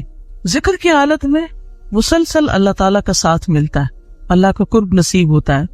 اللہ تعالیٰ فرماتے ہیں میں اپنے بندے کے ساتھ ہوں جب تک وہ مجھے یاد کرتا ہے اور میری یاد میں اپنے دونوں ہونٹ ہلاتا ہے۔ پھر شیطانی حملوں سے بچاؤ کا مضبوط قلعہ ہے۔ یحییٰ علیہ السلام نے بنی اسرائیل کو خطاب کیا اور اس میں ایک بات یہ کہی کہ بندہ جب تک اللہ کے ذکر میں مصروف رہتا ہے تو شیطان کے حملوں سے محفوظ ایک مضبوط قلعے میں ہوتا ہے، یعنی دشمن سے بچا ہوا ہوتا ہے۔ پھر جنت کے باغیچے ہیں ذکر کی مجلسیں، جیسے یہ مجلس ہے۔ رسول اللہ صلی اللہ علیہ وسلم نے فرمایا جب تم لوگ جنت کے باغوں کے پاس سے گزرو تو کچھ کھا پی لیا کرو۔ صحابہ نے پوچھا جنت کے باغوں سے کیا مراد ہے؟ آپ نے فرمایا مجالس ذکر کی مجلسیں۔ قیامت کے دن سب سے زیادہ قابل رشک لوگ کون ہوں گے؟ جن کے چہروں کی سفیدی دیکھنے والوں کو ڈھانپ لے گی۔ وہ انبیاء و شہداء نہیں ہوں گے، لیکن ان کے اللہ کے قریب ہونے کی وجہ سے انبیاء و شہداء ان پہ رشک کریں گے۔ عرض کیا کہ اللہ کے رسول یہ کون لوگ ہوں گے جن پہ انبیاء و شہداء رشک کریں گے؟ فرمایا یہ مختلف قبیلوں کا مجموعہ ہے، مختلف قبیلوں مختلف بیک گراؤنڈ سے آئے ہوئے لوگ ہیں جو اللہ کے ذکر پہ جمع ہوتے ہیں اور عمدہ کلام کو اس طرح چن چن کر لیتے ہیں جیسے کھجور کھانے والا عمدہ کھجوریں چن چن کے لیتا ہے۔ تو مجھے اس حدیث کو پڑھتے ہوئے آپ لوگوں کا خیال آتا ہے کہ علم کی مجلس میں سے جو اہم نقطے ہیں وہ آپ اپنے پاس محفوظ کرتے جاتے ہیں۔ کچھ باتیں دل میں یاد ہے اور کچھ قلم سے یعنی نوٹ بک میں نوٹ کرتے جا رہے ہیں۔ تو ایسی مجلسیں جو ہے وہ انسان کے لیے ایک بہت بڑی نعمت ہے۔ پھر ذکر نہ کرنا باعث حسرت ہے۔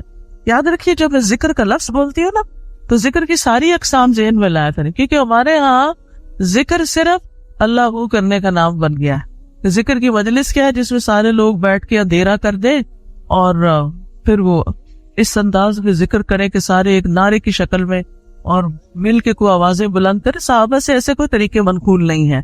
وہاں صحابہ کرام نبی صلی اللہ علیہ وسلم کی مجالس میں جو بیٹھ کے علم حاصل کرتے تھے اس کو بھی ذکر کی مجلس سمجھتے تھے، اور ویسے بھی اکٹھے بیٹھ کر اللہ کو یاد کرتے تھے۔ جیسے مسجد نبی میں ایک دفعہ آپ تشریف لے گئے، 2 جماعتیں تھی، کچھ علم سکھا رہے تھے اور کچھ بیٹھ کے ویسے ہی تسبیحات پڑھ رہے تھے اپنی اپنی۔ تو آپ علم والوں کے پاس گئے تو یہ بھی ذکر کی مجلس ہوتی ہے، یعنی علم کا سیکھنا سکھانا اور بیٹھ کے تسبیح پڑھتے رہنا، ذکر کرتے رہنا، جیسے آپ حرم میں بیٹھ کے کرتے ہیں، کسی مسجد میں بیٹھے ہوتے ہیں۔ اس کے لیے ضروری نہیں ہوتا کہ کوئی تسبیحات کرنے کے لیے باقاعدہ لوگوں کو دعوت دے کر کوئی ایسے حلقے اکٹھے کیے جائیں۔ ذکر نہ کرنا باعث حسرت ہے۔ نبی صلی اللہ علیہ وسلم نے فرمایا جو لوگ کسی جگہ پر مجلس کریں لیکن اس میں اللہ کا ذکر نہ کریں اور نبی صلی اللہ علیہ وسلم پر درود نہ بھیجیں تو وہ ان کے لیے قیامت کے دن باعث حسرت ہوگی۔ اگرچہ وہ اجر و ثواب کی بنیاد پر جنت میں داخل ہو جائیں گے لیکن انہیں حسرت ہوگی کہ ہم نے یہ وقت کیوں گنوا دیا۔ ذکر نہ کرنے والے بدترین مخلوق ہیں، بد نصیب لوگ ہیں۔ عامر ابن ابسہ سے روایت ہے رسول اللہ صلی اللہ علیہ وسلم نے فرمایا جب بھی سورج چڑھتا ہے اللہ عز و جل کی ہر ایک مخلوق اللہ عز و جل کی تسبیح اور حمد و ثنا بیان کرتی، یعنی صبح ہوتے ہی ساری مخلوق ذکر میں لگ جاتی، لیکن شیطان اور اولاد آدم میں سے آتا قسم کے لوگ ذکر نہیں کرتے۔ تو میں نے بنی آدم میں آتا قسم کے لوگوں کے بارے میں سوال کیا، آپ نے فرمایا بدترین مخلوق، یا فرمایا اللہ کی مخلوق میں سے بدترین لوگ، یعنی آسمان و زمین، سورج، چاند، ستارے، درخت، شجر، حجر، ہر چیز ذکر میں مشغول ہے سوائے ان لوگوں کے جو سو کے وقت گزار رہے ہیں یا غفلت میں پڑے ہوئے ہیں۔ حدیث نمبر 42، دو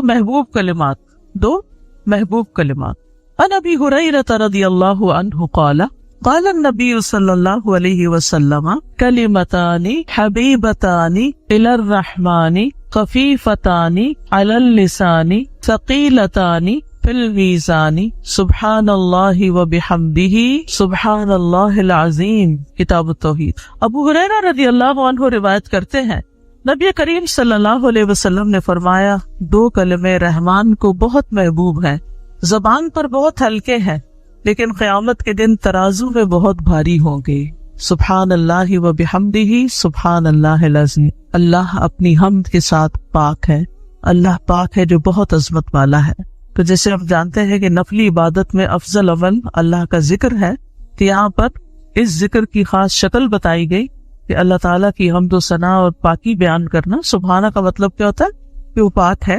تو جس کلام میں، جس ذکر میں اللہ تعالیٰ کی پاکی بیان کی جائے، تسبیح بیان کی جائے اور حمد و ثنا بیان کی جائے، وہ اللہ تعالیٰ کا چنا ہوا کلام ہے۔ رسول اللہ صلی اللہ علیہ وسلم سے سوال کیا گیا، کون سا کلام افضل ہے؟ آپ نے فرمایا، جو اللہ نے اپنے فرشتوں اور بندوں کے لیے چنا۔ کیا فرمایا؟ جو اللہ نے اپنے فرشتوں اور اپنے بندوں کے لیے چنا۔ سبحان اللہ و بحمدہ، ٹھیک ہے، سبحان اللہ و بحمدہ۔ یہ تمام مخلوق کی نماز ہے، تمام مخلوق کی نماز ہے۔ نوح علیہ السلام کی وفات کا وقت جب آیا تو انہوں نے اپنے بیٹے سے فرمایا کہ میں تمہیں ایک وصیت کر رہا ہوں، دو باتوں کو کرنے کا حکم دیتا ہوں، دو باتوں سے روکتا ہوں۔ اور دو کرنے کے جو کام بتائے اس میں سے ایک لا الہ الا اللہ کا اقرار، کہ اگر ساتوں آسمان اور ساتوں زمینوں کو ترازو کے ایک پلڑے میں رکھ دیا جائے اور لا الہ الا اللہ کو دوسرے پلڑے میں، تو لا الہ الا اللہ والا پلڑا جھک جائے گا، اور اگر ساتوں آسمان اور ساتوں زمینیں ایک بند کڑے کی شکل اختیار کر لیں تو لا الہ الا اللہ اس کو بھی توڑ دے گا۔ اتنی طاقت ہے اس کلام کے اندر۔ اور دوسرا یہ کہ سبحان اللہ و بحمدہ تو ورد کرتے رہنا، کیونکہ یہ ہر چیز کی نماز ہے اور اس کے ذریعے مخلوق کو رزق ملتا ہے۔ اور میں تمہیں شرک اور تکبر سے منع کرتا ہوں، یہ دو منع کرنے والی چیز۔ اسی طرح ان کلمات کو اگر کوئی 100 دفعہ دن میں پڑھے تو اس کے گناہ مٹ جاتے ہیں، گناہ جھڑ جاتے ہیں، چاہے سمندر کی جھاگ کے برابر ہی کیوں نہ ہو۔ پھر اسی طرح ایک اور حدیث میں آتا ہے سنن ترمذی کی، جو شخص سبحان اللہ العظیم و بحمدہ کہتا ہے اس کے لیے جنت میں کھجور کا ایک درخت لگا دیا جاتا ہے، صرف ایک دفعہ کہنے سے۔ کہہ لیجیے سبحان اللہ العظیم و بحمدہ۔ اللہ کے راستے میں سونا خرچ کرنے سے بہتر ہے۔ رسول اللہ صلی اللہ علیہ وسلم نے فرمایا، جو رات سے خوف کھائے، اکیلا ہونے کی وجہ سے یا ویسے اس کو اندھیرے کا فوبیا ہو، کہ جو رات سے خوف کھائے کہ وہ اس کو پریشان کرے گی، یا مال خرچ کرنے سے بخل کرے کہ دینے کو دل نہ چاہے، یا دشمن سے مقابلہ کرنے سے ڈرے، تو وہ اس قول کی کثرت کر دے، سبحان اللہ و بحمدہ، سبحان اللہ و بحمدہ، کیونکہ یہ اللہ کے نزدیک سونے کا پہاڑ اللہ کے راستے میں خرچ کرنے سے زیادہ محبوب ہے۔ ہم میں سے کس کی وسعت ہے سونے کا پہاڑ اللہ کے راستے میں خرچ کرے؟ نہیں کر سکتے، اس لیے اس کلمے کو ہی زیادہ سے زیادہ پڑھ لینا چاہیے۔ اسی طرح سبحان اللہ، لا الہ الا اللہ، الحمدللہ، یہ کلمات عرش کے ارد گرد چکر لگاتے ہیں اور ان کی بھنبھناہٹ ہوتی ہے شہد کی مکھیوں کی بھنبھناہٹ کی طرح، اور وہ اپنے ذکر کرنے والے کی اللہ کے ہاں یاد دلاتے ہیں۔ تو آپ نے فرمایا، کیا تم میں سے کوئی یہ پسند نہیں کرتا کہ اس کے لیے کوئی ایسا ہو جو ہمیشہ اللہ کے ہاں اس کی یاد دلائی جاتے رہے؟ یعنی کوئی ایسا طریقہ ہو کہ ہمیشہ عرش کے ارد گرد آپ کا ذکر ہوتا رہے۔ قیامت کے دن بھی انسان کا بچاؤ کریں گے، یعنی جہنم سے بچانے کے لیے سبحان اللہ والحمدللہ ولا الہ الا اللہ واللہ اکبر۔ پھر اہل جنت کا ذکر کیا ہوگا؟ ان کے سانس کے ساتھ ان کو تسبیح و تحمید سکھا دی جائے گی کہ بولنا بھی نہیں پڑے گا، سانس لیں گے اور سانس کے ساتھ اللہ کا ذکر جاری ہو جائے گا۔ یہ جو احادیثوں نے بیان کی، یہ آپ کے پاس کارڈ ہونا چاہیے تسبیحات کی فضیلت والا، اس میں لکھی ہوئی ہے، دوسروں کے ساتھ بھی شیئر کریں، اور خاص طور پر بچوں کو ذکر کرنا سکھائیں۔ ان کے اندر بھی ایک کامنس آتی، ایک سکینت آتی۔ ہم بعض اوقات یہ سوچتے ہیں تو بچے ہی ہیں، ابتدائی عمر سے، چھوٹی عمر سے کہ چلو یہ پڑھو، انگلیوں پہ گنتے ہیں، اچھا تم نے کتنی دفعہ پڑھ لی، کتنے جنت میں درخت لگائے، تو آہستہ آہستہ ان کو عادت ہو جاتی۔ پھر ذکر کی ایک قسم اللہ کے نام پڑھنا، اللہ کے نام یاد کرنا. عن ابی ہریرہ ان رسول اللہ صلی اللہ علیہ وسلم قال ان للہ 99 اسما 100 الا واحدا من احصاها دخل الجنہ. کتاب التوحید. ابو ہریرہ رضی اللہ عنہ سے روایت ہے کہ رسول اللہ صلی اللہ علیہ وسلم نے فرمایا بے شک اللہ کے 99 نام ہیں, 99, ایک کم 100. جو شخص ان سب کو محفوظ رکھے گا, یاد کر لے گا, وہ جنت میں داخل ہوگا. من احصاہا, تو احساس سے مراد ان کو گننا, ان کے معنی پہچاننا, ان کے تقاضے کے مطابق عمل کرنا. خالی لکھ کے یا جمع کر کے یاد کر لیا جائے اور مطلب ہی نہ پتا ہو اور اس کے مطابق عمل نہ ہو تو پھر یہ وعدہ نہیں پورا ہوتا. احساس میں ہر چیز کا جمع ہو جانا ہے, یعنی اللہ تعالیٰ کے ناموں کی حدود کی حفاظت کرنا, ان کو پہچاننا, ان کا معنی جاننا, ان کی فضیلت جاننا, کہاں پڑھنا ہے. امام ابن قیم کہتے ہیں کہ اللہ کے اسماء کو گن کر محفوظ کرنے کے کچھ مراتب ہیں. بندہ جب ان ناموں کو یاد کر لیتا ہے تو وہ جنت میں داخل ہو جاتا ہے اور یہی اس کی سعادت اور نجات اور فلاح کا مرکز ہے. وہ کہتے ہیں پہلا مرتبہ ان کے الفاظ کو گننا اور شمار کرنا, دوسرا مرتبہ ان کے معنی اور مدلول کو سمجھنا, تیسرا مرتبہ ان کے ساتھ دعا مانگنا. قرآن میں آتا ہے نا وَلِلَّهِ الْأَسْمَاءُ الْحُسْنَىٰ فَادْعُوهُ بِهَا, اور اللہ ہی کے لیے ہے اچھے اچھے نام, بس تم اس کو ان کے ساتھ پکارو, اللہ کے نام لے کے, جیسے یا حی یا قیوم, یا اللہ, یا رب, یا رحمان, یا رحیم, یا کریم, یا ذی الجلال والاکرام, اور باقی بھی اسی طرح. پھر ہے دعا مانگنے کے 2 مرتبے ہیں. نمبر 1 دعا العبادہ, یعنی اللہ کی تعریف ان ناموں کے ساتھ کرنا. ہمارا رب رحیم ہے, کریم ہے, تو یہ تعریف عبادت کی دعا ہوتی ہے, دعا العبادہ کہتے ہیں اس کو. اور دوسرا ہے دعا المسئلہ, طلب اور مانگنے کی دعا, کہ ان ناموں کے ساتھ پکار کے اللہ کو پھر سوال کرنا. اور اسماء حسنہ کے ساتھ یہ نہیں کہ اپنی طرف سے اللہ تعالیٰ کا کوئی نام بنا کے اور پھر اس سے دعا کرنا, یا موجود, یا ذات, یا شیء, اس طرح کی باتیں نہیں, بلکہ اللہ کے جو پراپر نام قرآن و سنت سے ثابت ہیں ان کے ساتھ دعا مانگنا. تو یاد رکھیے کہ اللہ کی پہچان یہ علم کا پہلا مرتبہ ہے. سب سے پہلے جس کو جاننا چاہیے, جس کے بارے میں ہمیں معلوم ہونا چاہیے کہ وہ کون ہے, وہ اللہ رب العزت. فَاعْلَمْ أَنَّهُ لَا إِلَهَ إِلَّا هُوَ, جان لو کہ اللہ کے سوا کوئی الہ نہیں. یہ علم ہر ایک پر فرض ہے کہ ہمارا خالق کون ہے, ہمارا مالک کون ہے, ہمارا رازق کون ہے, ہمارا معبود کون ہے, ہماری مشکل کشا کون ہے, ہمارا حاجت روا کون ہے, اور جو بھی اللہ تعالیٰ کے باقی نام ہے, پہچان. یہ علم تمام علوم سے افضل ہے, کیونکہ جب ایک انسان, کوئی بچہ, بوڑھا, جوان اللہ تعالیٰ کو جان لیتا ہے نا, تب ہی اس کی زندگی درست ہوتی, تب ہی اس کو واقعی ہدایت ملتی, تبھی وہ اللہ کے لیے سب کچھ کرتا ہے, تبھی اس کے اندر تقویٰ پیدا ہوتا ہے, تبھی وہ حلال حرام کی تمیز کرتا ہے, کیونکہ یہ سب کچھ کرنا اس کے لیے اللہ نے اپنی عبادت کے لیے پیدا کیا. اور اگر وہ اللہ ہی کو نہیں پہچانتے تو عبادت کس کی کر رہے ہیں؟ تو پہلا کام اللہ کی پہچان ہے, اللہ کی معرفت, خود بھی اور اپنے آل اولاد کو بھی اور اپنے آس پاس کے لوگوں کو. اور اللہ کی پہچان کے لیے اللہ کے ناموں کا علم حاصل کرنا ضروری. پھر اس سے ایمان میں بھی اضافہ ہوتا ہے. جتنا جتنا آپ اللہ کو زیادہ جانتے چلے جاتے ہیں اتنا اتنا آپ کا ایمان بڑھتا ہے. اسی لیے اس کو اشرف العلوم کہا گیا ہے کہ تمام علوم کا سردار ہے یہ. پھر اسی طرح اللہ تعالیٰ کے ناموں کو پڑھنے, یاد کرنے, جاننے, سمجھنے کے بارے میں کچھ اصول و قواعد ہے. اس میں پہلی بات یہ ہے کہ اللہ کے تمام نام توقیفی ہیں, اس میں عقل کی کوئی گنجائش نہیں, یعنی بذریعہ وحی معلوم ہوئے.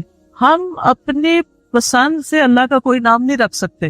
یعنی آپ یہ نہیں کہہ سکتے کہ مجھے اللہ سے بڑی محبت ہے تو میرا دل چاہتا ہے میں اللہ تعالیٰ کا یہ نام رکھ دوں, خود سے ہی کوئی رکھ دو, یہ نہیں کر سکتے آپ. ٹھیک ہے, کسی انسان کو, کسی بشر کو, کسی جن کو, کسی فرشتے کو یہ اختیار نہیں کہ وہ اپنی مرضی پسند سے اللہ کا کوئی نام رکھ دے اور اس سے اس کو پکارنا شروع کر دے, اور اس کی لاجک صرف یہ دے کہ یہ تو محبت کی بات ہے اور میں محبت سے یوں پکارتی ہوں اللہ کو. نہیں, اس کی اجازت نہیں, کیونکہ جتنا اللہ تعالیٰ خود اپنے آپ کو جانتا ہے ہم نہیں جانتے, اور جتنا اس نے چاہا ہمیں اپنے بارے میں علم دیا, اور وہ علم بھی نبی صلی اللہ علیہ وسلم کے ذریعے ہم تک پہنچا ہے, تو اس کو حاصل کرنے کی کوشش کریں. پھر اسی طرح دوسری بات یہ کہ اس بارے میں کتاب و سنت سے آگے نہ بڑھیں. عقل, رائے, خواہش. امام احمد کہتے ہیں اللہ کی صفت نہیں بیان کی جائے گی مگر وہی جو خود اس نے اپنی ذات کی بیان فرمائی ہے یا رسول اللہ صلی اللہ علیہ وسلم نے بیان کی. ہم قرآن و سنت سے آگے نہیں بڑھیں گے، خود یا کسی عالم یا کسی اور انسان کے بتائے ہوئے نام کے مطابق نہیں کام کریں گے۔ پھر اگلی بات یہ کہ اللہ کے ناموں میں الحاد سے بچنا چاہیے۔ الحاد سے، الحاد کا مطلب کیا ہے؟ سیدھے رستے سے ہٹ جانا۔ لحد ہوتی ہے نا وہ قبر کی، بغلی قبر ہوتی ہے، نیچے گڑھا کھودتے کھودتے سائڈ پہ قبر کھودنا شروع کر۔ تو اس کی بہت سی صورتیں ہو سکتی ہیں، جیسے اللہ کے کسی نام کا انکار کر دیا جائے، یا نام جن صفات پر دلالت کر رہے ہیں ان کا انکار کر دیا جائے، جیسے امت میں کچھ ایسے فرقے گزرے ہیں کہ جو یہ کام کرتے رہے ہیں۔ پھر اسی طرح بغیر تحریف، تعطیل، تکییف اور تمثیل کے اسماء و صفات پر ایمان لانا ضروری۔ تحریف یعنی خود تبدیلی کرنا، تعطیل یعنی کسی صفت کو معطل کر دینا، تکییف کسی کیفیت کو بتانا، تمثیل یعنی مثال بیان کرنا، ان چیزوں سے بچنا چاہیے۔ پھر ایک اہم بات یہ بھی یاد رکھیے کہ 99 تو ہمیں بتایا گیا کہ اتنے تو کم از کم یاد کر لو، لیکن یہ یاد رکھیے اللہ کے صرف 99 نیمز نہیں ہیں، وہ اس سے زیادہ ہیں۔ اس لیے بعض کتابوں میں آپ کو زیادہ بھی ملیں گے، لیکن یہاں مراد کیا ہے کہ یعنی اتنے تو زبانی یاد کر سکتا ہے انسان، یا آسانی سے ہر ایک کو معلوم ہو ہی سکتے ہیں، کیونکہ حدیث میں آتا ہے اسألک بکل اسم هو لک سمیت بہ نفسک وانزلتہ فی کتابک او علمتہ احدا من خلقک او استأثرت بہ فی علم الغیب عندک۔ اے اللہ، میں تجھ سے تیرے ہر نام کے واسطے سے دعا کرتا ہوں، وہ نام جو تو نے اپنی ذات کے لیے رکھے، یا جو نام تو نے اپنی کتاب میں اتارے، یا وہ جو اپنی مخلوقات میں سے کسی کو سکھا دیے، یا وہ نام جو تو نے اب تک اپنے خزانہ غیب میں محفوظ رکھے۔ اس سے کیا پتہ چلتا ہے کہ کچھ نام تو خزانہ غیب میں ہے، اور جیسے حدیثی شفاعت میں آتا ہے نا کہ نبی صلی اللہ علیہ وسلم کو اللہ تعالیٰ قیامت کے دن حمد و ثنا بیان کرنے کی تعریف کرنے کے لیے وہ کچھ سکھائیں گے جو اس سے پہلے نہیں سکھائی ہوگی وہ تعریف، تو اس کے ذریعے نبی صلی اللہ علیہ وسلم اللہ کی تعریف بیان کریں، یعنی وہ علم ابھی تک نبی صلی اللہ علیہ وسلم کے پاس بھی نہیں، وہ قیامت کے دن دیا جائے گا، جس کی بنا پر آپ اللہ تعالیٰ کی تعریف کریں گے، پھر دعا کریں گے، اور پھر آپ کو شفاعت کا اذن دیا جائے گا۔ شفاعت کبریٰ کی حدیث آتی ہے۔ الہدا نے اللہ تعالیٰ کے ناموں کا ایک کارڈ ریوائز کر کے چھاپا تھا، جس میں قرآن اور سنت کی دلیل سے وہ نام دیے گئے ہیں، اور باقی تاج کمپنی کے چھپے ہوئے نام، ان میں کچھ نام ایسے ہیں جو اللہ کے نام نہیں ہیں، وہ اللہ تعالیٰ کے افعال ہیں جن سے لوگوں نے خود نام بنا لیے، جیسے المذل اللہ کا نام نہیں ہے، یہ اللہ کا نام نہیں ہے، لیکن ذلت دینے والا اللہ ہے، تو ذل من تشاء، تو اس سے لوگوں نے نام اسم فائل کر کے تو مذل بنا لیا، تو یہ نام نکال دینے چاہیے، ٹھیک ہے، کیونکہ قرآن و سنت سے نہیں ملتے۔ تو کچھ اللہ تعالیٰ کے نام ہیں، صفات ہیں، اور کچھ افعال بھی ہیں کہ اللہ تعالیٰ کیا کیا کرتا ہے، تو قرآن سے ہمیں وہ بھی پتہ چلتا ہے کہ اللہ تعالیٰ کیا کرتا ہے، وہ تو زندگی دیتا ہے، موت دیتا ہے، رزق دیتا ہے، وغیرہ وغیرہ۔ حدیث نمبر 44، پورے یقین کے ساتھ دعا کرنا۔ دعا بھی ذکری کی ایک قسم ہے۔ عن انس قال قال رسول اللہ صلی اللہ علیہ وسلم اذا دعوتم اللہ فاعزموا فی الدعاء ولا يقولن احدكم ان شئت فاعطنی فان اللہ لا مستکرہ لہ۔ انس رضی اللہ عنہ روایت کرتے ہیں کہ رسول اللہ صلی اللہ علیہ وسلم نے فرمایا، جب تم اللہ کو پکارو تو پکارنے میں عزم رکھو، یعنی اچھی طرح پکارو، اور تم میں سے ہرگز کوئی یوں نہ کہے کہ اگر تو مجھے چاہے تو عطا کر دے اور چاہے تو نہ کرے، یعنی لکھا ہوا نہیں یہاں، لیکن مطلب یہی بنتا ہے، کیونکہ اللہ کو کوئی بھی مجبور نہیں کر سکتا، ٹھیک ہے۔ تو یہاں دعا مانگنے کا ادب سکھایا گیا ہے کہ دعا پورے یقین کے ساتھ مانگنی چاہیے، یا اللہ تو دے سکتا ہے، تو مجھے عطا کر، یہ نہ کہے تو چاہے تو عطا کر، وہ تو دینے کا قادر ہے، اس سے پورے یقین اور عزم کے ساتھ دعا کرے۔ اسی طرح دعا مانگنے کے کچھ اور آداب بھی، مسئلہ یہ کہ غافل دل سے دعا نہ کرے، کیونکہ اللہ تعالیٰ بے پرواہ دل کی دعا قبول نہیں کرتا۔ پھر یقین سے دعا کرے کہ قبولیت کا یقین ہو کہ نہیں اللہ تعالیٰ سنتا ہے، یہ نہیں پتہ نہیں سنے گا کہ نہیں، بہت مانگی ہے ابھی تک تو ہماری بات نہیں مانی گئی، پتہ نہیں آگے کیا ہوگا، میری تو سنتا ہی نہیں، نعوذ باللہ ایسی باتیں نہیں کرنی چاہیے۔ اللہ آپ کے تو بس میں ہے سب کچھ، آپ تو سب کچھ کر سکتے ہیں۔ پھر اسی طرح بغیر ہچکچاہٹ کے رب سے دعا کرنی چاہیے۔ کس سے؟ بغیر ہچکچاہٹ، پورے یقین سے۔ نبی صلی اللہ علیہ وسلم نے فرمایا، جب تم میں سے کوئی آدمی اللہ کے سامنے اپنی خواہش کا اظہار کرے تو وہ زیادہ سے زیادہ مانگے، کیونکہ وہ اپنے رب سے مانگ رہا ہوتا ہے عز و جل سے، وہ سب کچھ کر سکتا ہے۔ پھر خشوع و خضوع اور عاجزی سے مانگے، ادعوا ربکم تضرعا وخفیا انہ لا يحب المعتدین۔ پھر گریہ و زاری، رو دھو کے مانگے۔ آپ دیکھیں اس طرح بچے جب انہیں کوئی چیز چاہیے ہوتی ہے تو بلا وجہ بھی رونا شروع کر دیتے ہیں۔ تکرار اور اصرار سے دعا کریں، نبی صلی اللہ علیہ وسلم بعضوں کا 3 بار ایک دعا دہراتے تھے. آپ نے فرمایا جس شخص نے 3 بار اللہ سے جنت مانگی تو جنت کہتی ہے اللہ اسے جنت میں داخل کر دے, اور جو شخص 3 مرتبہ آگ سے پناہ مانگے تو دوزخ کہتی ہے اللہ اس کو آگ سے پناہ دے دے. پھر دعا میں جلد بازی نہ کرے.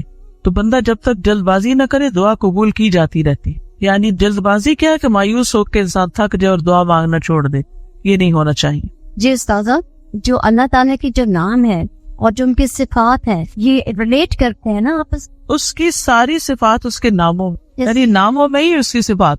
میم میرا کوشچن ہے سویچز کے بارے میں, جو ساری تھی کہ جیسا ہم محسوس کرتے ہیں کہ اگر ہم جیسے اللہ تعالیٰ کو ہر وقت اپنے ساتھ محسوس کریں, اس کی کائنات کی, اس کی جو مہربانیاں ہیں, جو اس کی مطلب شکر کو محسوس کر سکتے اپنے دل میں اس کی, تو کیا یہ تو ذکر میں شمار ہے؟ جی ہاں, یعنی ذکر کی ایک قسم جو ہے نا غور و فکر بھی ہے کائنات میں, اور اس کے ذریعے اللہ کو یاد کرنا.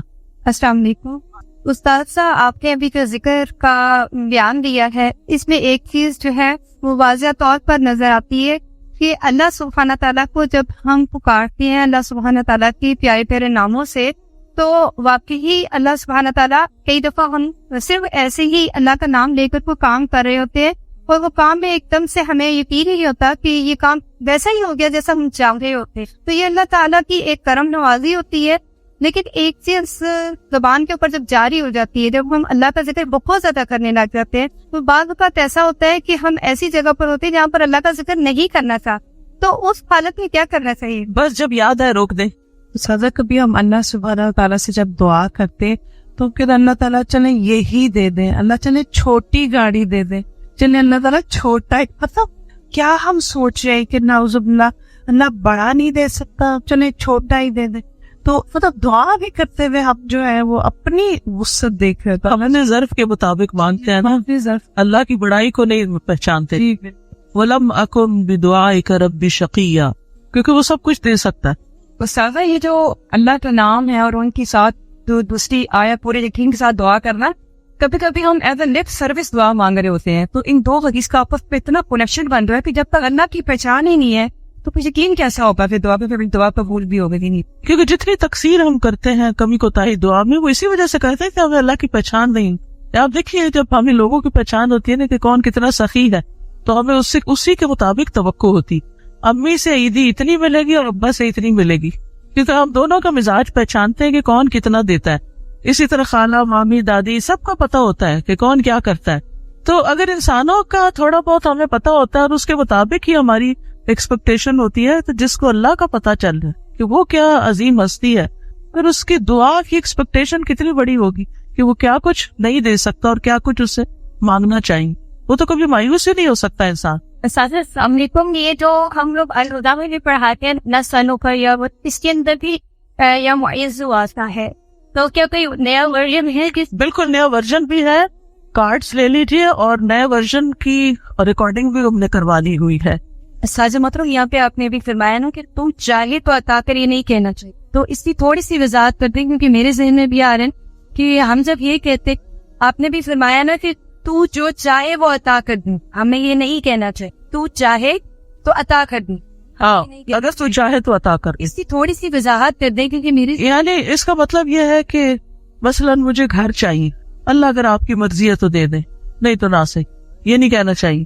بندوں کے ساتھ ہم ایسے معاملے کر رہے ہوتے ہیں نا, دینا تو دو نہیں تو نہ دو, تو اللہ کے ساتھ ایسے نہیں کرنا, یہ بے ادبی ہے. استاذہ یہ جو آپ نے کہا ہے کہ جس کا آپ سے کلام لا الہ الا اللہ ہوگا تو وہ جنت میں جائے گا, جیسے ہماری آنٹی حالت نیزہ سے 2 دن پہلے ہم نے ان کو پڑھایا, انہوں نے ورد کیا, اس کے بعد وہ کومے میں چلے گی, تو ان کے لیے ہم یہ امید رکھ سکتے ہیں ان کا آخری کلام یہ بھی ہے لا الہ الا اللہ, یعنی آخری بات جو کی وہ لا الہ الا اللہ تھی, چاہے اس کے بعد 1 دن بعد فوت ہوئے یا 2 دن بعد. اور ایک اور بات, بعض اوقات قومے میں ہوتے ہوئے بھی سن رہے ہو, اور کئی لوگوں کا یہ پتہ چلتا ہے کہ وہ ایسے ایسے زبان بھی ہلا رہے ہو, اور کئی لوگوں کا یہ بھی میں نے سنا ہے, مطلب لوگوں کے ڈیتھ کے جو حالات واقعات سنتے ہیں کہ بے ہوشی تاری رہی اور فوت ہونے سے تھوڑی دیر پہلے آنکھیں بھی کھولی اور منہ بھی ہلایا اور پھر دوبارہ چلے گئے. تو یہ اللہ کی دی ہوئی توفیق, ہمیں توفیق مانگنی چاہیے کہ اللہ اور آخری کلام لا الہ الا اللہ. آپ نے بھی ذکر کیا, ذکر کا فضیلت بیان کیا, تو مجھے یہ بات سمجھ آئی ہے کہ جب ہم لوگ دیر رات میں ذکر کرتی ہیں, ہماری زبان تر رہتی ہے ذکر سے, جوارے اس چیز کی گواہی دیتے ہیں, تو وہ جو ہے آپ کا جو اندر احساس ہے وہ یہ ہوتا ہے کہ ہمارا ٹائم ویسٹ نہ ہو، ٹھیک ہے، اور ہم لوگ جو ہے نا وضوحیات سے وہ اجتناب کرتے ہیں اس چیز کو کہ ہم نے ذکر کرنا ہے، اپنی نیکیوں کو اضافہ کرنا ہے، خیر و برکتیں مانگنی ہے. کیا یہ چیز جو ہے ہماری خشوع و خضوع میں اضافہ کر سکتی ہے؟ ذکر کے تو بہت سی برکات ہیں، اور اس میں سے یہ بھی ہے، دو چیزیں جو ہے نا ذکر میں بڑا فائدہ دیتی ہے. ایک ہے کہ ٹارگٹ ڈیلی سیٹ کرے، جیسے 100 دفعہ یہ سبحان اللہ و بحمدہ کہا جاتی ہے، منیمم ہے کہ آپ یہ 100 دفعہ سورج نکلنے سے پہلے اور سورج غروب ہونے سے پہلے پڑھ لیں عصر کے بعد. پھر اسی طرح یہ ہے کہ نبی صلی اللہ علیہ وسلم دن میں 70 سے 100 بار استغفار کرتے. ٹارگٹ سیٹ کر لیں کہ میں نے لازمی یہ تو کرنا ہی کرنا ہے، اتنا تو کرنا ہے، زیادہ ہو جائے تو بہت ہی اچھا، کیونکہ حدیث میں آتا نا طوبی لمن وجد الاستغفار فی صحیفتی، کہ خوشخبری ہے اس کے لیے جو اپنے اعمال نامے میں استغفار کی کثرت پائے. پھر آپ دیکھیے درود شریف ہے، اگر کوئی اپنی ساری دعا کو درود شریف ہی بنا لے تو اس کے لیے ہر چیز کافی ہو جاتی. کم از کم ایک تسبیح درود شریف کی، اور اگر وہ نہیں نصیب تو صبح 10 دفعہ، شام 10 دفعہ، دن کا آغاز اختتام تو لازمی درود شریف کے ساتھ ہو. پھر اسی طرح لا حول ولا قوت الا باللہ، جنت کے خزانوں میں اگر ہمیں دنیا کا کوئی خزانہ بتایا جائے تو ہم لوٹنے چلے جائیں اس کو، یہ تو جنت کا خزانہ ہے، وہ اکٹھا کرنے کے لیے اس کی تسبیح کر لیں. لا الہ الا انت سبحانک انی کنت من الظالمین، کم از کم 100 دفعہ پڑھ لیں، 100 دفعہ نہیں 10 دفعہ ہی رکھ لیں، لیکن ڈیلی پڑھیں. پھر اسی طرح سبحان اللہ والحمد للہ ولا الہ الا اللہ واللہ اکبر، اس کی بے پناہ فضیلت اور اس کی بے شمار فضائل ہیں اگر اس کی ایک تسبیح آپ کر سکیں. اب یہ ہے کہ اتنا کچھ اوور ویلمنگ ہو جاتا ہے، یہ بھی کر لو، یہ بھی کر لو، یہ بھی کر لو. کچھ چیزیں صبح کے وقت کے لیے رکھ لیں، کوئی دوپہر کے لیے رکھ لیں، کوئی شام کے لیے رکھ لیں، کوئی کہیں اگر آپ آتے جاتے اس کے لیے رکھ لیں، کوئی کسی کام کے ساتھ باندھ لیں. اگر آپ نے ٹارگٹ سیٹ کر لیا نا کہ یہ تو کرنا ہی کرنا ہے تو انشاءاللہ کر بھی لے گی. اگر کسی وجہ سے کوئی آگے پیچھے ہو بھی گیا تو رات کو سونے سے پہلے کر لیں. اگر ایک دن کچھ کمی بیش ہوگی اگلے دن پورا کر. اپنے اوپر پابندی آپ نے خود لگانی کہ یہ تو میں نے کرنا ہے، ٹھیک ہے. دوسری چیز یہ ہے کہ اگر نہ کریں تو پھر اس پر اپنے آپ کو پنش بھی کریں، اس کے عوض کچھ صدقہ کریں، کیونکہ اپنی عادتوں کی اصلاح خود ہی کرنی ہے. روزہ رکھیں، یعنی کمپنسیٹ کریں اپنے آپ کو، کیونکہ انسان کے جسم کے ہر جوڑ پہ روز صدقہ واجب ہوتا ہے. یہ تسبیحات جو ہیں وہ جوڑوں کا صدقہ بھی ہے، ٹھیک. تو اوقات مقرر کریں، اپنے لیے خود مقرر کریں، خاص طور پر جو مصروف تعداد آئی ہے اس کی پابندی کریں.